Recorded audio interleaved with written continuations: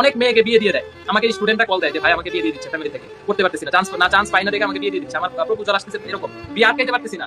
আরে আমাদের কাছে কল দিয়ে অনেক মেয়ে কান্না করে যে ভাই আমি পরিবারের চাপ নিতে পারতেছি না, যে আমি তো চান্স পাই না, আমি কি করবো, কই পড়াবে, আমার জাতীয়তে পড়াবে, আমার বিয়ে দিয়ে দিচ্ছে। অনেক মেয়ের এরকম চাপ ফেস করে আসে। তুমি ছেলে মানুষ হয়ে কি বুঝো মিয়া? ছেলে মানুষ হয়ে তুমি কি বুঝতে পারো একটা মেয়ের উপর কত ধরনের চাপ আসে পারিবারিক ভাবে যখন সে চান্স পায় না? ওই মেয়েটার জন্য একটা পরিবার হচ্ছে কত পড়াবে যে সে চান্স পায় না, তার মানে তার বিয়ে দিয়ে দিতে হবে। গ্রামের ট্রেডিশন হচ্ছে এসএসসি পাস করলে বিয়ের জন্য পাত্র খুঁজো, ইন্টার পাস করলে সে বুড়া হয়ে গেছে।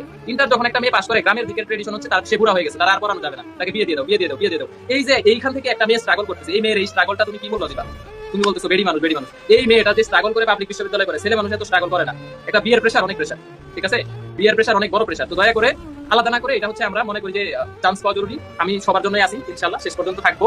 এই যে অনেকেই বলতেছে, দেখো এই যে কমেন্টগুলো দেখো, অনেক মেয়ে বলতেছে যে আমার ফ্যামিলি বিয়ের প্রেশার। এই যে দেখো কমেন্টগুলো তোমরাই দেখো, যে এরা কিন্তু ওই যে বলতেছে যে অনেক ইমোশনাল প্রবলেম ফেস করতে হয়। বাবা মা তোমার কয়টা কথা শোনায়? ছেলে মানুষ তুমি ম্যাচ নিয়ে বাইরে আসতে পারো, একটা ম্যাচ নিয়ে তুমি বাইরে চলে আসছো ফ্যামিলি থেকে, বাট একটা মেয়েকে ফ্যামিলির সাথে থাকতে হয়। প্রত্যেকদিন খাইতে বকা দেয়, বসতে বকা দেয়, উঠতে বকা দেয়। একটা মেয়ে মানুষ জানে তার কতটুকু স্যাক্রিফাইস করতে ফেস করতে হয়। মেয়ে চান্স পায় না, এই মেয়ের বিয়ে দিয়ে দাও, এই বসে বসে খাচ্ছিস কেন?